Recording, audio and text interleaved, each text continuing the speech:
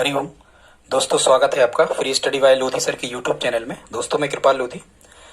Students, आज हम आपको लेकर के आए हैं भारत में सड़क परिवहन, और ये भूगोल जीके का बहुत ही इंपॉर्टेंट टॉपिक है। आप किसी भी प्रकार की कॉम्पिटिटिव एग्जाम की तैयारी कर रहे हैं तो उसमें निश्चित रूप से जीके आता ही है, और यदि जीके आता है तो यहाँ भारत के परिवहन से रिलेटेड प्रश्न आना ही होते हैं। दोस्तों, इसके पहले हम भारत में रेल परिवहन, वायु परिवहन, जल परिवहन की वीडियो अपलोड कर चुके हैं। आप हमारी प्लेलिस्ट में जाकर के उनको देख सकते हैं। इसी प्रकार के इंपॉर्टेंट वीडियो हम आपको लाते रहते हैं। दोस्तों, आप सभी से एक ही अपील है कि आप इस चैनल को सब्सक्राइब करें और अपने दोस्तों के साथ स्टडी ग्रुप में शेयर करें। साथ में लाइक और कमेंट भी करके आप हमारा सहयोग कर सकते हैं। दोस्तों, आज हम आपको भारत में सड़क परिवहन के बारे में बताने वाले हैं, और ये एकदम बिल्कुल नया वीडियो होगा जो 2021 में तैयार किया गया है, और भारत के परिवहन मंत्रालय द्वारा जो 2019 में बिल्कुल करंट में जो डाटा तैयार किए गए थे, जिनमें भी फेरबदल हुआ है, वो सभी प्रकार का परिवर्तन आज हम आपको बताने वाले हैं। और प्रश्न भी इसी फेरबदल के बाद आपको आते हैं, और वही परिवर्तन करके हमने ये डाटा वहीं से उठाए हैं। इनमें बिल्कुल भी डाटा के गलत होने के चांस नहीं है। तो बगैर देर किए स्टूडेंट्स, आइए प्रारंभ करते हैं आज का टॉपिक, भारत में सड़क का परिवहन। सबसे पहले दोस्तों, इसमें हमें यह जानना जरूरी होता है कि भारत में सड़क परिवहन की शुरुआत कब से मानी जाती है। तो यहाँ आपको ऑप्शन आता है, भारत में पहिए की खोज से सड़क परिवहन की शुरुआत मानी जाती है। ठीक है, पहिए की खोज से सड़क परिवहन की शुरुआत मानी जाती है। अब ये जो पहिए की खोज हुई थी, यहां से भी कभी आपसे प्रश्न पूछा जाता है। तो पहिए की खोज हुई थी नवपाषाण काल में। ठीक है, वैसे अपन पहिए खराब हो जाते तो नए पहिए खरीदते हैं, तो ऐसे आप याद रख सकते हो। ठीक है, और आग की खोज हुई थी पुरापाषाण काल में। वैसे ही पुरानी वस्तुओं को हम आग में फेंक देते हैं, तो पुरापाषाण काल में आग की खोज हुई थी। ठीक है स्टूडेंट, यहाँ आपको एक चीज और याद रखना है कि भारत में ही सर्वाधिक जो परिवहन होता है वो किस मार्ग से होता है। तो भारत में ही सर्वाधिक परिवहन होता है, वो होता है सड़क मार्ग द्वारा। ठीक है, और यदि अंतर्राष्ट्रीय परिवहन पूछा जाए कि अंतर्राष्ट्रीय परिवहन सबसे ज्यादा किस मार्ग द्वारा होता है, तो वो जल मार्ग द्वारा होता है, बंदरगाहों के माध्यम से। ठीक है, भारत के कुल परिवहन में सड़क परिवहन का योगदान कितना है। तो भारत में जो कुल परिवहन होता है, इसमें सर्वाधिक सड़क परिवहन का योगदान है, और ये कितना है, 80%। ठीक है स्टूडेंट्स, आगे हम देखते हैं। यदि कभी आपसे पूछा जाए कि भारत में सड़कों की लंबाई की दृष्टि से 3 बड़े राज्य कौन है, तो भारत में सड़कों की लंबाई की दृष्टि से 3 बड़े राज्य हैं, महाराष्ट्र, तमिलनाडु और उत्तर प्रदेश। ठीक है, आप ये सीक्वेंस तमिलनाडु और यूपी भले आपको याद ना हो, लेकिन भारत में सबसे ज्यादा सड़कों की लंबाई वाला राज्य कौन सा है, तो आपको याद रखना है महाराष्ट्र। ठीक है, भारत में सबसे ज्यादा सड़क लंबाई वाला राज्य कौन सा है, तो यह है भारत में महाराष्ट्र। वैसे ही महान है, तो महान होने का कुछ तो कारण होगा, तो वो महान होने का कारण यह है कि यहाँ सड़क की लंबाई सर्वाधिक है। ठीक है, फिर भारत के कुल परिवहन का लगभग 83% जो है वो सड़क परिवहन होता है। तो देखो, यहाँ 83% लिखा है और यहाँ 80% लिखा है। ठीक है, ये 80% जो था ये पुराने डाटा थे, नए डाटा जो 2019 में निकल के आया वो 83% आया। तो यहाँ आप चेंज भी कर सकते हो कि पहले कितना था, तो 80% था, और 2019 के बाद से तो वो 83% हो गया, सर्वाधिक आपको पता है। और सबसे कम जो भारत का जो परिवहन होता है वो जलमार्ग द्वारा होता है, बंदरगाहों के माध्यम से। सबसे कम परिवहन कितना होता है स्टूडेंट, 2% परिवहन भारत का जलमार्ग द्वारा होता है। अब हम देख लेते हैं भारत की जो प्रथम सड़क है। ये आपसे पूछा जा सकता है कि भारत की प्रथम सड़क होने का दर्जा किसे प्राप्त है, या भारत में सबसे पहली सड़क किसने बनवाई। तो भारत की जो प्रथम सड़क है, इसे कहा जाता है स्टूडेंट्स, इसे कहा जाता है जीटी रोड। क्या कहा जाता है, GT road, grand trunk road. और ये प्राचीन काल में, मतलब जब ये बनवाई गई थी भारत की सबसे प्राचीन या पहली सड़क, तो ये थी चटगांव बांग्लादेश से काबुल अफगानिस्तान तक कहाँ जाती थी, और ये किसने बनवाई थी, भारत का शेर कहा जाता था किसे, शेरशाह सूरी को। तो भारत की प्रथम सड़क निर्माण किसने करवाई थी, शेरशाह सूरी ने, जिसको जीटी रोड या ग्रांड ट्रंक रोड भी कहा जाता है। और ये ग्रांड ट्रंक रोड का निर्माण किसने करवाया था, शेरशाह सूरी ने। और ये कहां से कहां जाती थी, प्राचीन कालीन सड़क चटगांव से काबुल, बांग्लादेश चटगांव से काबुल अफगानिस्तान तक ये सड़क जाती थी। ठीक है, इसके पहले मतलब हम जो 2021 में वीडियो अपलोड कर रहे हैं, उसके बाद आप यहां से देखें, 2019 के पहले तक जीटी रोड जो था, ग्रांड ट्रंक रोड जो था, ये नेशनल हाईवे क्रमांक 1 और नेशनल हाईवे क्रमांक 2 को मिलाकर के बनाया गया था। ये पूछा जा सकता है 2019 के पहले ग्रांड ट्रंक रोड में कौन कौन से नेशनल हाईवे, राष्ट्रीय राजमार्ग शामिल थे। तो नेशनल हाईवे क्रमांक 1 और नेशनल हाईवे क्रमांक 2 को मिलाकर के जीटी रोड कहते थे। शेरशाह सूरी ने बनवाया था। और ये जब बांग्लादेश भारत से अलग हुआ, पाकिस्तान जब भारत में शामिल था लगभग, तो ये, हालांकि पाकिस्तान पहले अलग हुआ, बांग्लादेश बाद में 1971 में अलग हुआ, तो ये कलकत्ता से पेशावर तक जाती थी आजादी के पहले। ध्यान से सुनना, कलकत्ता से पेशावर तक जाती थी। पेशावर पाकिस्तान का एक बहुत बड़ा शहर है। कलकत्ता से पेशावर तक जाती थी ग्रैंड ट्रंक रोड, जो शेरशाह सूरी ने बनवाई थी। लेकिन अब जब पाकिस्तान अलग हो गया भारत से, बांग्लादेश भी अलग हो गया, तो अब ये कलकत्ता से कहां तक जाती है? कलकत्ता से जाती है अमृतसर तक। ठीक है, कलकत्ता से अमृतसर पाकिस्तान बॉर्डर तक अब ये जाती। और एक चीज और परिवर्तन हुआ है अभी जो 2019 के बाद से नए नेशनल हाईवे बनाए गए, उसमें एक परिवर्तन ये हुआ है कि अब जो है जीटी रोड को 2019 के बाद से अब ये नेशनल हाईवे क्रमांक 1 और 2 को जीटी रोड नहीं कहते, अब ये 3 नेशनल हाईवे को जीटी रोड कहा जाता है, एनएच क्रमांक 3, 44 और 19। तो आप इसको ऐसे याद रख सकते हो, 3, 19 और 44। यदि कभी आपको प्रश्न आता है कि अब जीटी रोड किन किन नेशनल हाईवे या राष्ट्रीय राजमार्गों को मिलाकर के पूर्ण होता है या बनाई गई है, तो 3, 19 और 44, एनएच 3, नेशनल हाईवे 19 और नेशनल हाईवे 44, ऐसे करके आप इसको याद रख सकते हो। आगे बढ़ते हो, हम पुनः यहाँ आ जाते हैं। ये जानकारी हमने आपको जीटी रोड के बारे में दी। बहुत इंपॉर्टेंट फैक्ट होते हैं, जीटी रोड से प्रश्न आना ही होते हैं आपको। आगे देखते हैं स्टूडेंट्स, भारत में ये हमने किसी एग्जाम में से उठाया है क्वेश्चन। भारत में पूछा गया था कभी कि भारत में सेतु भारतम परियोजना का संबंध किससे है? तो एक तो यहाँ सेतु शब्द लिखा है और आप जानते हो सेतु मतलब क्या होता है? पुल। क्या होता है स्टूडेंट्स? सेतु का मतलब क्या होता है? पुल। ठीक है, तो यहां से आप समझ सकते हो कि सेतु भारतम परियोजना का जो संबंध है, ये भारत में बड़े बड़े सड़क पुल और रेलवे अंडर ब्रिज जो होते हैं, इनको बनाने संबंधित एक योजना है जिसको सेतु भारतम कहा जाता है। जिस सेतु भारतम योजना के अंतर्गत भारत में 1500 बड़े पुलों का निर्माण किया जा रहा है तथा 200 रेल अंडर ब्रिज का निर्माण किया जा रहा है। मतलब आप समझ गए सेतु भारतम परिवहन योजना या सेतु भारतम परियोजना क्या है? सेतु भारतम परियोजना है कि इस योजना के अंतर्गत 1500 बड़े पुलों का और 200 रेल अंडर ब्रिज का निर्माण भारत में किया जा रहा है। एक परिभाषा और देख लेते स्टूडेंट्स, फिर हम राजकीय राजमार्ग पे ही ज्यादा, राष्ट्रीय राजमार्ग पर ज्यादा चर्चा करने वाले हैं। राजकीय राजमार्ग क्या कहलाता है स्टूडेंट्स? तो राजकीय राजमार्ग कहलाता है स्टेट हाईवे, इनको हम कहते हैं। किसी राज्य में जिला मुख्यालय को राज्य की राजधानियों से जोड़ने वाली जो सड़कें होती हैं, माने जिला मुख्यालय जो होता है, जिला मुख्यालय से राज्य की राजधानी को जोड़ने वाली सड़कें, या उस प्रदेश के व्यापारिक संस्थानों को, व्यापारिक केंद्रों को जोड़ने वाली जो सड़कें होती हैं प्रदेश के प्रदेश में, इन्हें राजकीय राजमार्ग कहते हैं।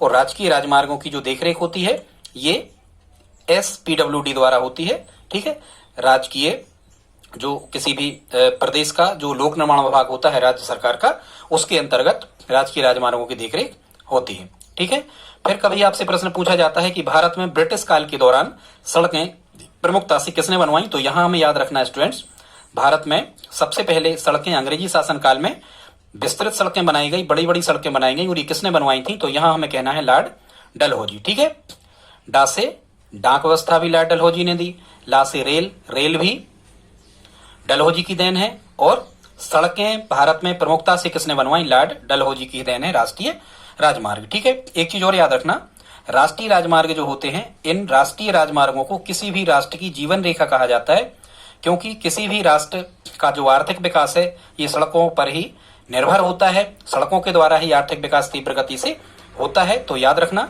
किसी भी राष्ट्र की जीवन रेखा राष्ट्रीय राजमार्गों को कहा जाता है। अब हम आते हैं कि नेशनल हाईवे या राष्ट्रीय राजमार्ग क्या है। तो इसकी परिभाषा है स्टूडेंट्स, राज्यों की राजधानियों को तथा देश के प्रमुख व्यापार केंद्रों को जोड़ने वाली जो सड़कें होती हैं, इनको राष्ट्रीय राजमार्ग या नेशनल हाईवे कहा जाता है। राष्ट्रीय राजमार्गों का निर्माण और रखरखाव का जो कार्य होता है ये CPWD द्वारा किया जाता है, सेंट्रल पब्लिक वर्क्स डिपार्टमेंट। ठीक है, केंद्रीय लोक निर्माण विभाग द्वारा इनका निर्माण, नेशनल हाईवे का और रखरखाव इनके द्वारा की जाती है। हालांकि NHAI के द्वारा भी की जाती है, हम बताएंगे आगे। फिर आपसे कभी प्रश्न पूछा जाता है कि CPWD या फिर केंद्रीय लोक निर्माण विभाग की स्थापना भारत में कब हुई? तो ये हुई थी जुलाई 1854 में, और ये डलहौजी के टाइम पीरियड पर ही हुई थी। डलहौजी को ही श्रेय जाता है केंद्रीय लोक निर्माण विभाग की स्थापना करवाने का। ठीक है, ये लिखा लॉर्ड डलहौजी के टाइम पीरियड पर हुई थी, उसी ने करवाया था। और PWD जो केंद्रीय लोक निर्माण विभाग है, इसका हेडक्वार्टर या मुख्यालय कहाँ है, तो ये दिल्ली में है। ठीक है। जो राष्ट्रीय राजमार्ग है ये किसके अंतर्गत आते हैं, तो ये भारत सरकार के परिवहन मंत्रालय के अंतर्गत आते हैं। फिर से सुने, ये भारत सरकार के परिवहन मंत्रालय के अंतर्गत आते हैं। और राष्ट्रीय राजमार्ग किस सूची का विषय है, ये संघ सूची का विषय है। ठीक है। इन पर कानून बनाना, भर्ती वगैरह करना, सब इनमें संशोधन करना, ये केंद्र सरकार का कार्य होता है, इसलिए संघ सूची के अधीन आते हैं राष्ट्रीय राजमार्ग। ठीक है, ये हम आपको बता चुके। अब हम देख लेते हैं कि यहां से भी कभी प्रश्न पूछा गया है कि राष्ट्रीय राजमार्गों पर जो गति होती है वो गति क्या रखी गई है। तो ध्यान रखना, नेशनल हाईवे जो होते हैं, इन सड़कों पर दो पहिया वाहनों की गति होती है 80 किलोमीटर प्रति घंटा, और ये मैक्सिमम है, मतलब अधिकतम। दो पहिया वाहन मतलब हम कह सकते हैं कि मोटरसाइकिल वगैरह जो है ये अधिकतम 80 किलोमीटर प्रति घंटा चल सकते हैं, और जो चार पहिया वाहन है ये अधिकतम 100 किलोमीटर प्रति घंटा चल सकते हैं राष्ट्रीय राजमार्गों पर। ठीक है। वर्तमान में राष्ट्रीय राजमार्गों का जो रखरखाव है ये कौन करता है, तो ये करता है NHAI। ठीक है, national highway authority of India. National highway authority of India NHAI जो है भारतीय राष्ट्रीय राजमार्ग प्राधिकरण, ये राष्ट्रीय राजमार्गों का रखरखाव देखभाल का कार्य करता है। तो ये दोनों कार्य करते हैं, NHAI भी और CPWD भी। ठीक है, ये प्राधिकरण है और ये डिपार्टमेंट है। ठीक है, इसको कहते हैं भारतीय राष्ट्रीय राजमार्ग प्राधिकरण। और ध्यान रखना, इसका हेडक्वार्टर भी, NHAI का हेडक्वार्टर भी दिल्ली है, CPWD का हेडक्वार्टर भी दिल्ली है। और ध्यान रखना, CPWD की स्थापना हुई थी 1854 में और NHAI की स्थापना हुई थी 1988 में। ठीक है, NH जो होते हैं स्टूडेंट्स, ये मुख्यतः तीन प्रकार के होते हैं। पहले सिंगल लेन होते हैं। जो सिंगल लेन जो होते हैं इसमें एक ही लाइन होती है, ये सबसे कम है भारत में। जो डबल लेन होते हैं ये भारत में सबसे ज्यादा है डबल लेन, इसमें एक एक तरफ दो लाइन होती हैं। और सबसे अधिक जो 6 लेन, 4 लेन और 8 लेन के होते हैं, इन्हें मल्टी लेन कहते हैं। एक्सप्रेस वे होते हैं खासकर ये क्या कहलाते हैं, मल्टी लेन। ठीक है, तो इनकी संख्या भी भारत में है, सबसे ज्यादा डबल लेन है लेकिन सबसे कम सिंगल लेन है, फिर उसके बीच में मल्टी लेन वाले हैं। ठीक है, इसको आपको याद रखना है। आगे देखते हैं स्टूडेंट्स, इसके यदि दोस्तों यहां तक आपने ये वीडियो देखा है तो प्लीज आप इसे लाइक तो करते ही चलें। आगे और हम आपको इंपॉर्टेंट फैक्ट बताने वाले हैं। ये हमने व्यवस्थित तो नहीं किया है, पर जो एग्जाम रिलेटेड इंपॉर्टेंट फैक्ट हैं वो सभी के सभी आपको बहुत जल्दी मिल जाने वाले हैं। अब हम देखते हैं सड़क जाल की दृष्टि से, अभी नेशनल हाईवे की और जानकारी यहाँ पर रह गई है, हम अभी आपको आगे बताने वाले हैं, जैसे जैसे बढ़ते जाएंगे बताते जाएंगे। आज का वीडियो जो है ये कॉन्सेप्चुअल नहीं है, ये मुख्यतः जो है ये फैक्चुअल है, तो आप इसको देख सकते हैं। सड़क जाल की दृष्टि से विश्व में दूसरा स्थान किसका है, तो याद रखना, सड़क जाल की दृष्टि से या सड़कों की लंबाई की दृष्टि से विश्व में भारत का दूसरा स्थान है। अब यदि आपसे पूछा जाए कि सड़क जाल या लंबाई की दृष्टि से भारत विश्व में प्रथम स्थान किस देश का है, तो प्रथम स्थान अमेरिका का आता है, सेकंड स्थान भारत का आता है और तीसरे स्थान पर चीन है। अब यदि कभी आपसे पूछा जाए कि भारत में सड़कों की कुल लंबाई, और ये बिल्कुल ताजा डाटा है स्टूडेंट्स, इनमें कोई कंफ्यूजन नहीं है, आप पेन कापी उठा के इनको नोट कर सकते हैं। भारत में सड़कों की कुल लंबाई जो है ये लगभग 58.9 लाख किलोमीटर है। पूछा गया है, कभी नोट कर लें, 58.9 लाख किलोमीटर सड़कों की लंबाई है भारत में कुल, इसमें सभी सड़कें शामिल हैं। फिर कभी पूछा जा सकता है आपसे कि नेशनल हाईवे की कुल संख्या भारत में वर्तमान में कितनी है, तो भारत में लगभग 266 से अधिक राष्ट्रीय राजमार्ग वर्तमान में हैं। ठीक है स्टूडेंट्स, फिर हम देखते हैं कि यदि आपसे पूछा जाता है कि नेशनल हाईवे की जो कुल लंबाई है ये लगभग कितने किलोमीटर है भारत में, तो ये है स्टूडेंट्स 1,32,500 किलोमीटर। 1,32,500 किलोमीटर लंबाई है, 1,32,500 किलोमीटर के लगभग लंबाई है राष्ट्रीय राजमार्ग की सड़कों की। ठीक है, ये कुल सड़कों का कितने परसेंट है भारत में, ठीक है, तो ये कुल सड़क की जो लंबाई है इसका लगभग कितने परसेंट है, 1.8 है, अप्रॉक्सीमेट हम लेते हैं। तो ये कुल सड़कों की लंबाई का भारत में कितना निकल के आता है स्टूडेंट्स, ये निकल के आता है 2%, लगभग 1.8 या 2% या 1.9%। नया डाटा 1.9% है, जिसको अप्रॉक्सीमेट सन्निकट मान कितना मान लिया गया है, 2%। ठीक है, सड़क यातायात में नेशनल हाईवे का योगदान कितना है, 40%, मतलब 40% सड़क यातायात भारत में राष्ट्रीय राजमार्गों द्वारा होता है, जबकि लंबाई की दृष्टि से केवल 2% है सड़कों की कुल लंबाई की दृष्टि से। अब हम आगे देखते हैं, सड़कों की सर्वाधिक लंबाई वाला जो राज्य है, अभी हमने आपको बताया था ये कौन सा है, सड़कों की सर्वाधिक लंबाई वाला राज्य है कौन? महाराष्ट्र। ठीक है, याद रखना सड़कों की सबसे ज्यादा लंबाई कहाँ है? महाराष्ट्र में है। अब ये आप देख लेना नया डाटा, ये हमारे पास क्लियर नहीं हुआ है। सेकंड स्थान पे कहीं कहीं गूगल पे मिलता है यूपी और कहीं कहीं मिल रहा है तमिलनाडु। हमने भी अभी बताया था पिछली बार, तमिलनाडु सेकंड स्थान पर। महाराष्ट्र तो एक नंबर पे है ही सड़कों की लंबाई की दृष्टि से, आप याद रखना।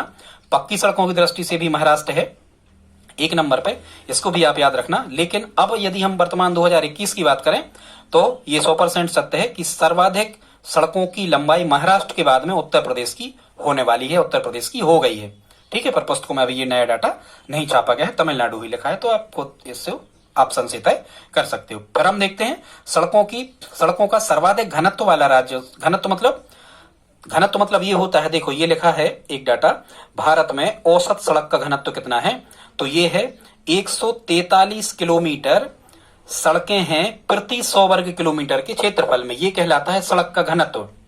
कि यदि हम एक वर्ग बना दें 100 किलोमीटर, 100 किलोमीटर इस तरफ जाओ आप, 100 किलोमीटर इस तरफ, 180 और 180, तो इसके अंदर कितने, मतलब ये हुआ कितना, 100 वर्ग किलोमीटर। तो 100 वर्ग किलोमीटर के क्षेत्र में भारत में 143 किलोमीटर ही सड़कें बनाई गई हैं। यही कहलाता है भारत में सड़कों का घनत्व। तो भारत में सड़कों का औसत घनत्व कितना है, तो स्टूडेंट्स ये है 143 किलोमीटर प्रति 100 वर्ग किलोमीटर। ठीक है, कभी आपसे पूछा जाए कि सड़कों का सर्वाधिक घनत्व किस राज्य का है, बहुत इंपॉर्टेंट फैक्ट, तो सड़कों का सर्वाधिक घनत्व मतलब सबसे घनी जो सड़कें हैं ये भारत में केरल की हैं। ठीक है, लेकिन यदि पूछा जाए कि केंद्र शासित प्रदेशों में सबसे ज्यादा सड़कों का घनत्व किस राज्य का है, तो केंद्र शासित प्रदेशों में सड़कों का सबसे ज्यादा घनत्व दिल्ली राज्य का है। ठीक है, फिर यदि पूछा जाए कि भारत का ऐसा कौन सा राज्य है जिसका सड़क घनत्व सबसे कम है, तो ये जम्मू कश्मीर है। यहाँ पर सड़कें बहुत कम हैं, इसलिए सड़कों का सबसे कम घनत्व जम्मू कश्मीर राज्य में है। आगे हम देखते हैं। ठीक है स्टूडेंट्स, हाँ, तो वर्तमान में केरल हो गया है, ये हमने पंजाब लिखा है सड़कों का सर्वाधिक घनत्व, तो ये पंजाब लिखा है। 2019 के पहले पंजाब था, हम क्लियर करे दे रहे, 2019 के पहले सबसे ज्यादा सड़कों का घनत्व पंजाब का था, वर्तमान में केरल का है। ठीक है, तो ये आप ऑप्शन से तय कर सकते हो। जम्मू कश्मीर सबसे कम सड़क घनत्व। ठीक है, सर्वाधिक पक्की सड़कों वाला राज्य क्या है, महाराष्ट्र। ये सर्वाधिक लंबाई की पक्की सड़कें और सबसे ज्यादा सड़कों की लंबाई ये महाराष्ट्र में ही है। फिर कहा जाए सर्वाधिक कच्ची सड़कों वाला राज्य कौन सा है, तो स्टूडेंट सर्वाधिक कच्ची सड़कों वाला राज्य उड़ीसा। याद रखना, उड़ीसा में धूल उड़ती रहती है, तो यदि धूल उड़ती रहती है उड़ीसा में तो ये कच्ची सड़कें होंगी, ऐसे आप याद रख सकते हो। कभी आपसे प्रश्न पूछा जा सकता है सर्वाधिक राष्ट्रीय राजमार्ग किस राज्य से गुजरते हैं, तो याद रखना सर्वाधिक राष्ट्रीय राजमार्ग यूपी में है या सर्वाधिक राष्ट्रीय राजमार्ग उत्तर प्रदेश से गुजरते हैं, क्योंकि जनसंख्या में ये ज्यादा है। ठीक है स्टूडेंट्स, आगे हम देखते हैं विश्व की सबसे ऊंची जो सड़क है, ये बहुत इंपॉर्टेंट फैक्ट स्टूडेंट्स आप नोट कर लें।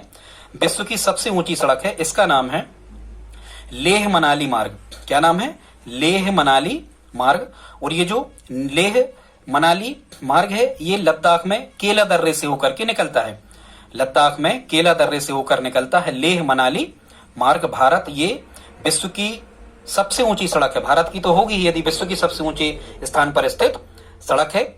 और इसका नाम क्या है, नेशनल हाईवे 1D। क्या नाम है, नेशनल हाईवे 1D। और ये कितनी ऊंचाई पर है, 18,600 फीट की ऊंचाई पर यह सड़क बनाई गई है। और इसका जो निर्माण करता है या इसका जो निर्माण किया है विश्व की सबसे ऊंची सड़क का, ये किया है सीमा सड़क संगठन, BRO स्टूडेंट्स इसको कहते हैं। क्या कहते हैं, BRO, सीमा सड़क संगठन। ठीक है, border road organisation, border road organisation, सीमा सड़क संगठन। इसकी स्थापना 1960 में हुई थी स्टूडेंट्स, ध्यान रखना। ये सीमा सड़क संगठन जो है ये किन स्थानों पर सड़कों का निर्माण करता है, तो यहां आपको ध्यान रखना कि ऐसे स्थानों पर जो किसी न किसी विदेश से वो स्थान जुड़े होते हैं, मतलब अंतरराष्ट्रीय स्तर पर यदि देखा जाए तो भारत में BRO सीमा सड़क संगठन का निर्माण करता है। मतलब बॉर्डर की जितनी भी सड़कें होती हैं जो विदेशों को या तो जोड़ती हैं या विदेशों की सीमा पर होती हैं, जहां से भारत देश लगा हुआ है, तो उन पर सड़कों का निर्माण करने की जिम्मेदारी किसकी होती है, BRO सीमा सड़क संगठन। इसकी स्थापना 1960 में हुई थी। ठीक है, ऐसा करके आप याद रख सकते हो। ठीक है, सड़क निर्माण में निजी भागीदारी को बढ़ाने के लिए भारत ने कौन सी नीति अपनाई है, परिवहन मंत्रालय। तो यहां आपको याद रखना है भारत में सड़क निर्माण में निजी भागीदारी मतलब नए ठेकेदार जो हैं या प्राइवेट जो ठेकेदार हैं ये भी सड़क वाले पार्ट में शामिल हो सकें, इनकी भागीदारी सुनिश्चित की जा सके। इसके लिए भारत सरकार ने कौन सी नीति अपनाई है, तो ये अपनाई है BOT, बिल्ट ऑपरेट ऑन और ट्रांसफर, बनाओ चलाओ और हस्तांतरित करो। ठीक है, इसी के आधार पर आपने देखा होगा कि ये टोल लगे होते हैं, तो ये टोल पर्सनल उन्हीं के होते हैं जिनने वो सड़क बनाई है। जब ये टोल से उतनी राशि वसूल कर लेते हैं तब वो सरकार के हैंड ओवर में करते हैं उस टोल को या उस सड़क को। ठीक है, तब तक इनका पैसा नहीं निकलता, तब तक वो वहां पर टोल से और उगाही पैसों की करते रहते हैं, टोल टैक्स आपसे लेते रहते हैं टोल लगा के। तो वो किस नीति के अंतर्गत? बीओटी, बनाओ ऑपरेट करो मतलब चलाओ, ट्रांसफर मतलब सरकार को सौंप दो, ट्रांसफर कर दो। ठीक है, देखते हैं आगे। भारत का एक ऐसा राज्य जिसमें सड़कें नहीं है या बहुत कम है, तो लक्षद्वीप। यहां देखो द्वीप लिखा है, तो अब द्वीप यदि है तो मतलब टापू टाइप का, तो यहां सड़कें संभव नहीं बनाना, ऐसे करके आप याद रख सकते हो। भारत का ऐसा राज्य जिसमें सड़कें नहीं है या बहुत कम है, तो लक्षद्वीप ऑप्शन से तय होगा, लक्षद्वीप या जम्मू कश्मीर। जम्मू कश्मीर में सबसे कम सड़कें हैं, यहाँ है ही नहीं लक्षद्वीप में। फिर कभी आपसे पूछा जाता है भारत में जवाहर सुरंग कहाँ स्थित है, तो याद रखना भारत में जवाहर सुरंग जो है ये नेशनल हाईवे 1A में है। कहाँ है? National highway 1A। स्टूडेंट्स ये बड़े नाम जो लिखे होते हैं नेशनल हाईवे 1A, ये नेशनल हाईवे के उप हाईवे और उनकी तक उप हाईवे होते हैं। ठीक है, बताएंगे आगे। अब हम देखते हैं भारत का सबसे लंबा नदी सेतु, मतलब नदी पर सबसे बड़ा जो सेतु है या पुल है, ये कहां किस स्थान पर बनाया गया है, तो भारत का सबसे लंबा नदी सेतु है, इसका नाम है स्टूडेंट्स भूपेन हजारिका। क्या नाम है? भूपेन हजारिका, संगीतकार थे ये। क्या नाम है इनका? असम के भूपेन हजारिका सेतु। याद रखना, फिर से सुन लें, भारत का सबसे लंबा नदी सेतु भूपेन हजारिका सेतु, और इसकी लंबाई कितनी है? 9.15 किलोमीटर। भूपेन हजारिका सेतु 9.15 किलोमीटर इसकी लंबाई है, और इसी सेतु का दूसरा नाम है ढोला सदिया। क्या नाम है? भूपेन हजारिका सेतु का दूसरा नाम क्या है स्टूडेंट्स? ढोला सदिया। और ये किस नदी पर है? लोहित नदी पर है, और ये लोहित नदी वही है ब्रह्मपुत्र की सहायक नदी। और ये जो ढोला सदिया या भूपेन हजारिका सेतु है, ये असम राज्य को अरुणाचल राज्य से जोड़ता है, मतलब इन दोनों की बॉर्डर पर स्थित है।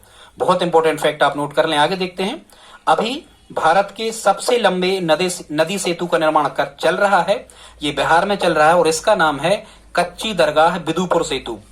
ये भारत का सबसे लंबा नदी पुल होने जाएगा, लेकिन इसका निर्माण 2023 तक पूर्ण हो जाएगा। मोदी जी ने 2017 में इसका उद्घाटन किया था। इसकी लंबाई होगी 9.76 किलोमीटर, कच्ची दरगाह बिदुपुर सेतु। स्टूडेंट्स आई होप आप इतना समझ गए होंगे।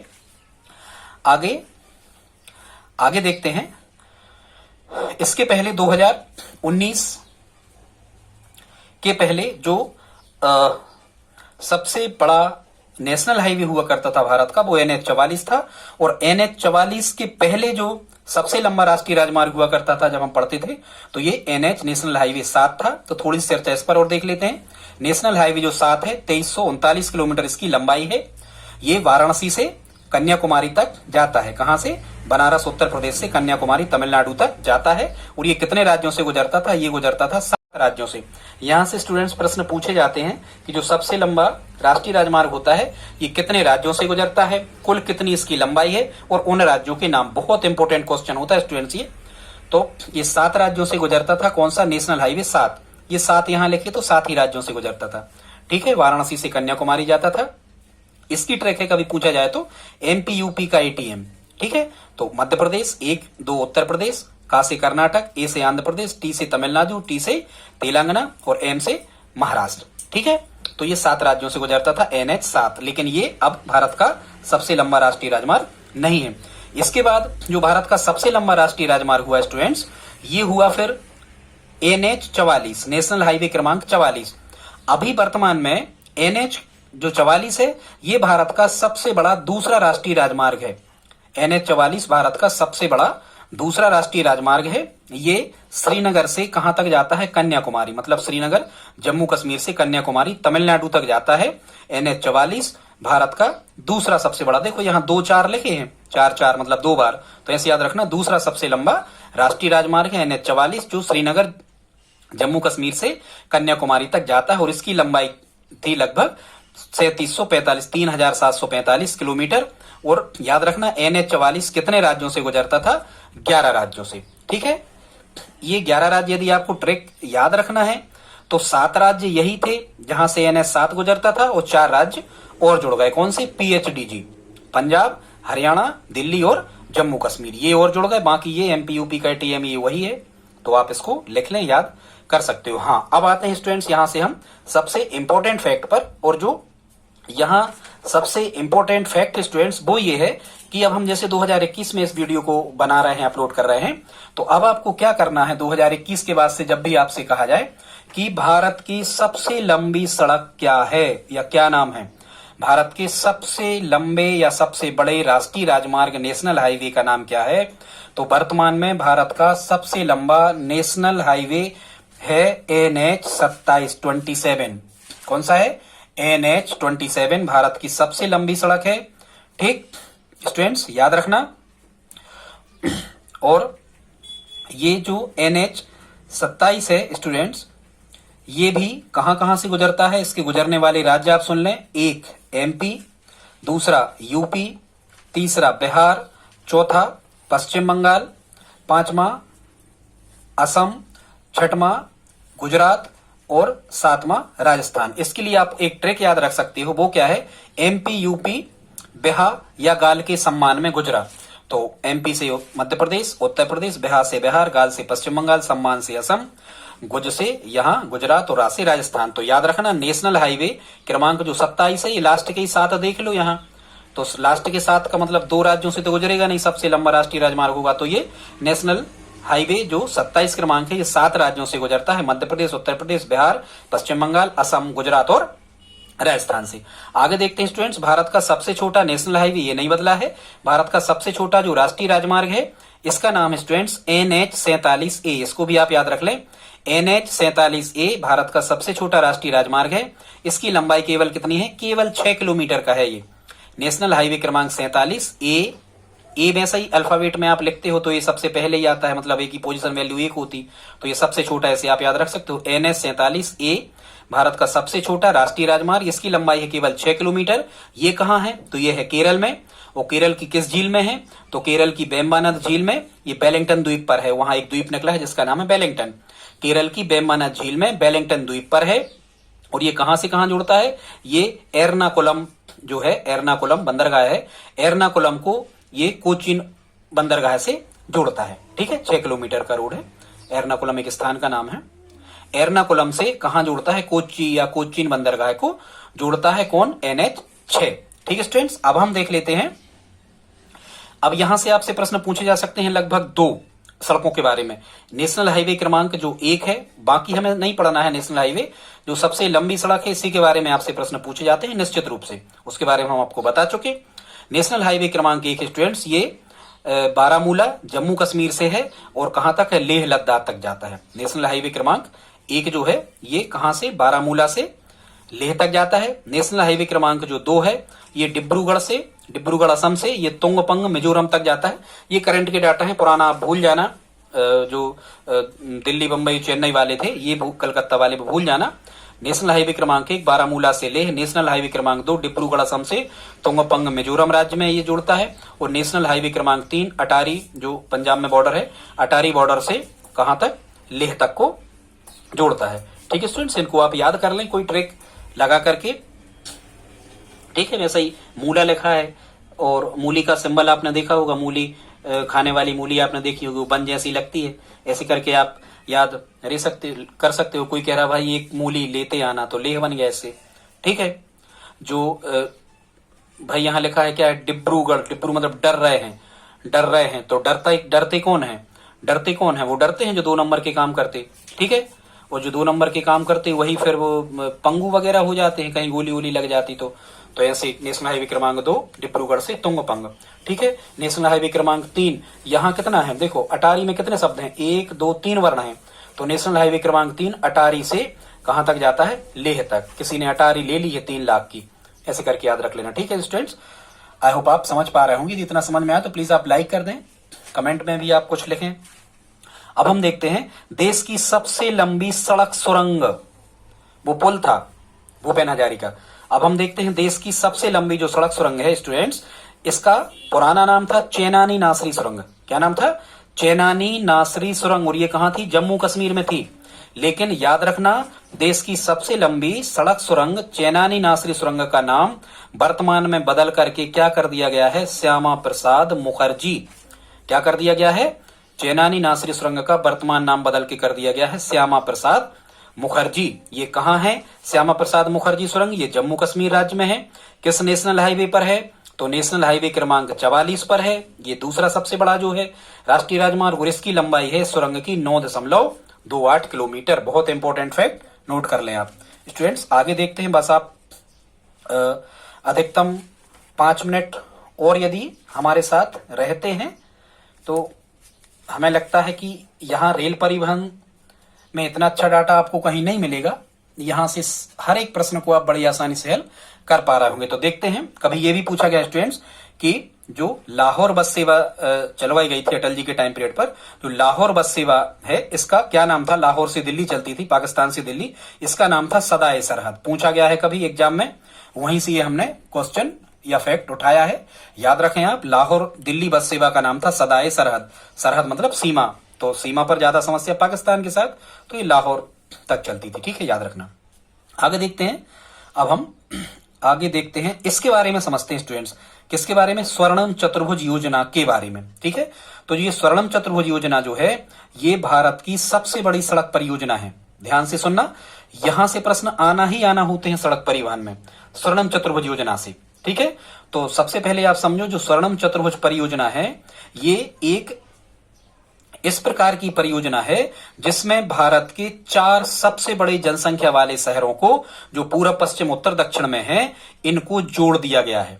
ठीक है, तो ये भारत के 4 जो बड़ी जनसंख्या वाले शहर हैं घटते क्रम में, उनकी ट्रैक है मुख्य मुंबई, सेकंड पे कलकत्ता की जनसंख्या, फिर दिल्ली की, और 4 नंबर पे चेन्नई की। तो ये स्वर्णम चतुर्भुज योजना है, ये भारत के 4 जनसंख्या के शहरों को, जो पूर्व पश्चिम उत्तर दक्षिण में स्थित हैं, हालांकि ये सीक्वेंस नहीं है दिशाओं का, ये आप देख लेना।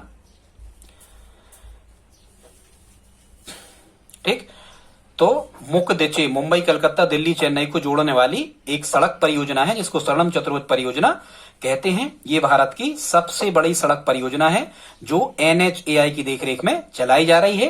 National highway authority of India की देखरेख में ये पूरी की पूरी बनाई गई।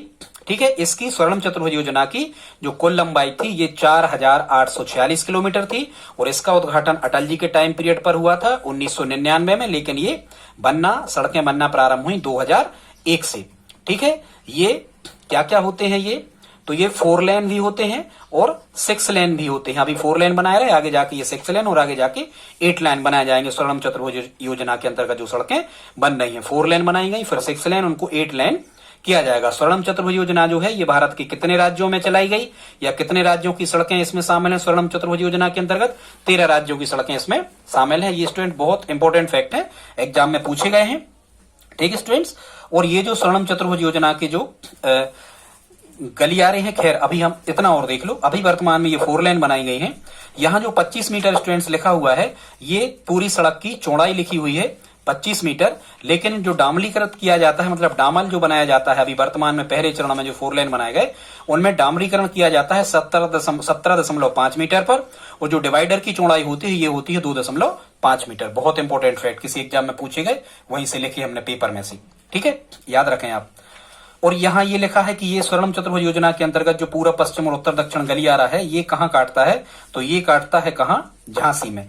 एक डायग्राम यहाँ हमने नीचे बनाया है, यहाँ आप देख सकते हो, जिसमें स्वर्णम चतुर्भुज योजना के अंतर्गत पूर्व पश्चिम और उत्तर दक्षिण गलियारे, या उन्हीं को हम पूर्व पश्चिम उत्तर दक्षिण कॉरिडोर कहते हैं, इनके बारे में भी आप थोड़ा सा समझ लें स्टूडेंट्स। तो पूर्व पश्चिम जो कॉरिडोर है, या फिर से सुने, जो पूर्व पश्चिम कॉरिडोर है, या इसको हम कहते हैं पूर्व पश्चिम गलियारा, मतलब ये सड़कों से भारत के सबसे पूर्वी और सबसे पश्चिमी हिस्से को जोड़ दिया गया है। तो याद रखना, पूर्व पश्चिम कॉरिडोर जो है स्टूडेंट्स, ये पोरबंदर कहाँ है? गुजरात में। तो जो पूर्व पश्चिम गलियारा है, मतलब यहां से और यहां तक जो जाता है, ये पोरबंदर गुजरात से कहां तक जाता है? सिलचर असम तक। ये एक कॉरिडोर हो गया। भारत में कुल 2 कॉरिडोर हैं, तो याद रखना पूर्व पश्चिम कॉरिडोर या पूर्व पश्चिम गलियारा, इसकी सड़कें कहां से जाती हैं? गुजरात पोरबंदर से और असम सिलचर तक। और असम कहाँ है? सबसे पूरब में तो चूंकि अरुणाचल प्रदेश है, लेकिन असम पूर्वी राज्य है। ठीक है, तो ध्यान रखना, कभी आपसे पूछा जाए कि पूर्व पश्चिम कॉरिडोर के अंतिम बिंदु, तो पोरबंदर और सिलचर। आगे देखते स्टूडेंट्स, ये उत्तर दक्षिण कॉरिडोर जो है, उत्तर से दक्षिण तक, ये कहां से कहां जाता है? तो ये जाता है जम्मू कश्मीर से कहां तक? जम्मू कश्मीर श्रीनगर से कहां तक जाता है? ये कन्याकुमारी तक जाता है। ठीक है, उत्तर से दक्षिण जम्मू से कहां तक जाता है? जम्मू से कन्याकुमारी तक, ऐसा याद रखना, जम्मू से कन्याकुमारी, उत्तर से दक्षिण। और ये जो पूर्व पश्चिम गलियारे और उत्तर दक्षिण गलियारे एक दूसरे को काटते कहाँ हैं, तो ये झांसी में काटते हैं। ठीक है, याद रखना, झांसी में काटते हैं, बहुत इंपॉर्टेंट फैक्ट। पूर्व पश्चिम कॉरिडोर, उत्तर दक्षिण कॉरिडोर एक दूसरे को कहाँ काटते हैं, याद रखना कहाँ काटते हैं, ये झांसी में काटते हैं। तो आई होप आप समझ गए होंगे। और इसमें जो सबसे लंबी जो भुजा है वो कौन सी है, कोलकाता। यदि आप इस प्रकार का डायग्राम चारों शहरों को, पूर्व पश्चिम उत्तर दक्षिण को यदि आप बनाओगे, तो जो सबसे लंबी जो भुजा होगी वो कौन सी होगी, तो वो होगी चेन्नई से कोलकाता। ठीक है स्टूडेंट्स, ये कौन सी होगी, चेन्नई से और कोलकाता वाली जो भुजा है ये सबसे लंबी भुजा है, मतलब सबसे लंबी दूरी है इसकी। ठीक है, ये पूछा गया है कभी।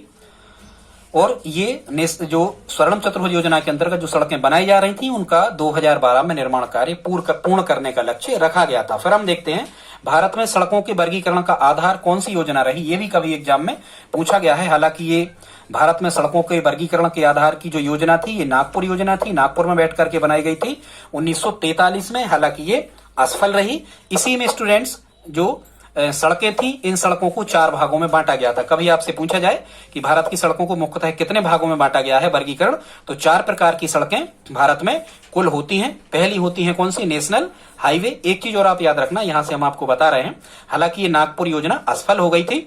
सड़कों के पत्थर और रंग, जब आप किसी सड़क पर जा रहे होते हैं तो वहां कुछ पत्थरों में शहरों की दूरी वगैरह लिखी होती है, तो ये आपसे पूछा जाता है कि यदि उस पत्थर का जो रंग है वो पीला और सफेद है तो आप किस सड़क पर चल रहे हो, या हरा सफेद है तो आप किस सड़क पर चल रहे हो। ठीक है, इस टाइप से ऐसे करके आप याद रख सकते हो। तो स्टूडेंट्स याद रखना, देखो यहाँ सफेद सफेद तो सब में लिखा, तो यदि जो पत्थर लगा हुआ है जिस सड़क पर आप चल रहे हो स्टूडेंट्स, और यदि उस पत्थर का जो कलर है, उस पत्थर का जो रंग है वो 2 प्रकार का है, एक तो पीला है और एक कैसा है, सफेद।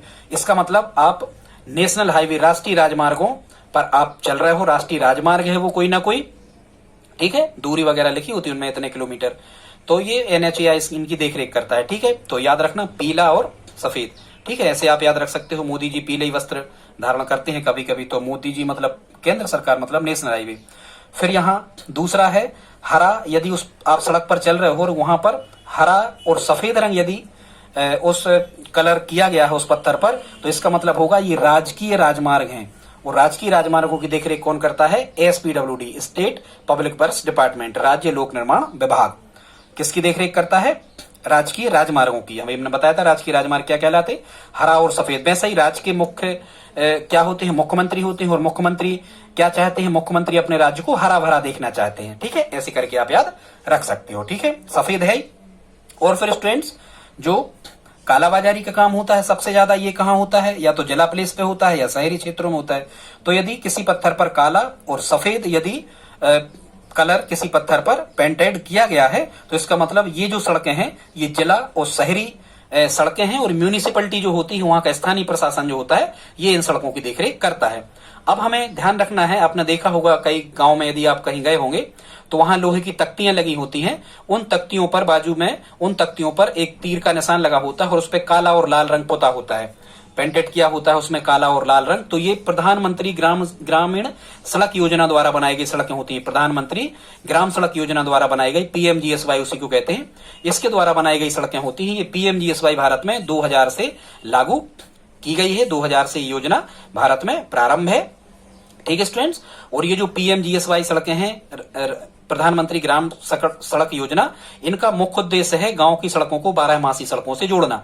मतलब गांव की सड़कों पर पुल पुलिया आदि डाल करके ऐसी सड़कें बना दी जाएं ताकि जो सड़कें 12 माह चल रही हैं, पूरे साल भर चलती हैं, बरसात में भी जाम नहीं होती, उन सड़कों से जोड़ा जा सके ग्रामीण सड़कों को। ठीक है, तो शुरुआत में जो थी ये 1000 की जनसंख्या पे बनाई गई थी, लेकिन बाद में यदि आदिवासी, हरिजन आदि लोग वहां पर ज्यादा पिछड़ी जातियों के, घुमक्कड़ प्रजातियों के ऐसे कुछ लोग रह रहे हैं, तो ये 500 जनसंख्या यदि किसी स्थान या गांव की, ग्राम की है तो भी ये सड़कों का निर्माण कर दिया जाने लगा है अब।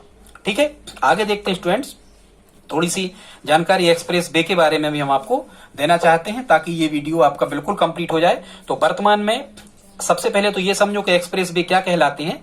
तो स्टूडेंट्स, भारत में कुछ ऐसी द्रुतगामी, इनको हिंदी में कहते हैं एक्सप्रेस वे को द्रुतगामी सड़कें। वो द्रुतगामी सड़कों का मतलब ये होता है कि यहाँ ट्रैफिक ज्यादा नहीं होता है, बहुत ज्यादा चौड़ाई होती है, सड़कों की क्वालिटी अच्छी होती है, गुणवत्ता अच्छी होती है, इसलिए आप बहुत ज्यादा स्पीड से इन पर दौड़ सकते हो, समय की बचत होती है। ऐसी सड़कों को हम एक्सप्रेस वे या द्रुतगामी सड़कें कहते हैं। वर्तमान में भारत में एक्सप्रेस वे की संख्या कितनी है? तो 11 है। ठीक है, याद रखना कितनी है? 11 है एक्सप्रेस वे की संख्या वर्तमान में भारत में। और बाद में ये जो 11 है ये कंप्लीट ही है, निर्माणाधीन तक इनमें शामिल है। ये मिनिमम 6 लेन के तो होते ही हैं, 6 लेन से अधिक तक के भी हो सकते हैं। इन पर जो स्पीड होती है एक्सप्रेस वे की, ये 80 किलोमीटर प्रति घंटा। इस पर 2 व्हीलर वाहन दौड़ सकते हैं, मतलब मोटरसाइकिल। और जो 4 व्हीलर वाहन होते हैं ये 120 किलोमीटर प्रति घंटा की स्पीड से अधिकतम दौड़ सकते हैं। ठीक है, कम तो आपको जितना भी चलना है, आप खुद परेशान हो जाओगे, चल जाओ। तो अधिकतम 4 व्हीलर की 120 किलोमीटर प्रति घंटा और 2 व्हीलर की 80 किलोमीटर प्रति घंटा एक्सप्रेस वे पर ये इनकी मैक्सिमम अधिकतम स्पीड है। ठीक है स्टूडेंट्स, अब हम देखते हैं भारत का सबसे बड़ा एक्सप्रेस वे। तो ये दिल्ली मुंबई एक्सप्रेस वे है। बड़ा तो ये होगा क्योंकि दिल्ली आपकी पूरब में है और मुंबई आपकी कहाँ है? ये मुंबई जो है ये दक्षिण में है। तो ऐसे करके आप याद रख सकते हो, तो ये दूरी ज्यादा हो जाती होगी। तो दिल्ली मुंबई एक्सप्रेस वे जो है इसकी लंबाई सबसे अधिक है और कितनी है? 1350 किलोमीटर। कितनी है? 1350 किलोमीटर। लेकिन ये बनकर कंप्लीट नहीं हुआ है, आप ऑप्शन से तय कर सकते हो। अभी सबसे लंबा जो चालू हो गया है बनकर के, इस एक्सप्रेस वे का नाम है आगरा लखनऊ एक्सप्रेस वे। इसकी लगभग 301 किलोमीटर की लगभग इसकी लंबाई है। आगरा लखनऊ एक्सप्रेस वे जो अब तक चालू होने वाला सबसे बड़ा एक्सप्रेस वे है। दिल्ली मुंबई निर्माणाधीन है। जब ये निर्माण हो जाएगा दिल्ली मुंबई एक्सप्रेस का, तो ये भारत का सबसे लंबा एक्सप्रेस वे होगा, 1350 किलोमीटर लंबा। यदि आपसे कहा जाए कि सबसे अच्छा एक्सप्रेस वे, तो यह अहमदाबाद बड़ौदा एक्सप्रेस वे है। याद कर लें आप। ठीक है, और ध्यान रखना एक्सप्रेस वे का निर्माण, बहुत इंपॉर्टेंट फैक्ट, ये एग्जाम में आया है अभी एनटीपीसी में। ठीक है, क्या कि भारत में एक्सप्रेस वे का निर्माण किस परियोजना के तहत किया जा रहा है? तो याद रखना, भारत में एक्सप्रेस वे का निर्माण भारतमाला परियोजना के तहत किया जा रहा है। आप खुद एक्सप्रेस वे का चित्र देखना, कभी हम तो नहीं बता रहे, आप मोबाइल में देखना एक्सप्रेस वे का चित्र, तो ये माला ही माला जैसा लगता है। तो ये भारतमाला परियोजना के तहत एक्सप्रेस वे का निर्माण किया जा रहा है। ठीक है, मतलब एक्सप्रेस वे के द्वारा माला में गुथ जाएंगे बहुत सारे बड़े शहर। फिर यदि आपसे पूछा जाए कि भारत का फर्स्ट एक्सप्रेस वे, सबसे पहला एक्सप्रेस वे जो था, ये मुंबई पुणे एक्सप्रेस था। मुंबई पुणे एक्सप्रेस वे था भारत का पहला। ठीक है, इसकी दूरी लंबाई है 93 किलोमीटर और ये 6 लेन का है। फिर कभी पूछा जाए भारत का सबसे चौड़ा एक्सप्रेस वे, तो ये दिल्ली मेरठ एक्सप्रेस वे है। ये 14 लेन का है। कितने का? 14 लेन का। भारत का सबसे चौड़ा express way Delhi Meerut express way 14 लेन का है। फिर आगे देखते हैं एशिया का सबसे बड़ा रोप वे। स्टूडेंट्स, रोप वे का मतलब होता है ये पहाड़ी और झील वाले जो क्षेत्र होते हैं, यहां पर बनाए जाते हैं रस्सियों के मार्ग, रस्सियां बांधकर और फिर लकड़ियों से वहां पर मार्ग बनाते हैं, जिसको हम रोप वे कहते हैं या इसी को हम रज्जू मार्ग कहते हैं। तो एशिया का सबसे बड़ा रोप वे या रज्जू मार्ग है, भारत का तो होगा ही सबसे बड़ा, ये है गढ़वाल, उत्तराखंड में आता है गढ़वाल जिला। उत्तराखंड गढ़वाल में जोशीमठ से आली के बीच, और इसकी लंबाई कितनी है रोप वे की? 500 मीटर है। ठीक है स्टूडेंट्स, तो आज इतना ही दोस्तों। वीडियो यदि अच्छा लगा हो तो प्लीज आप लाइक तो कर ही दें और कमेंट बॉक्स में बताएं आप हमसे और किस प्रकार की वीडियो चाहते हैं दोस्तों। यदि आप हमारी हेल्प करना चाहते हैं तो प्लीज इस वीडियो को अपने दोस्तों के साथ स्टडी ग्रुप में शेयर जरूर करें ही शेयर दोस्तों। सब्सक्राइबर बढ़वाने में हमारी हेल्प करें। मिलते हैं अगली वीडियो में, तब तक के लिए जय हिंद जय भारत।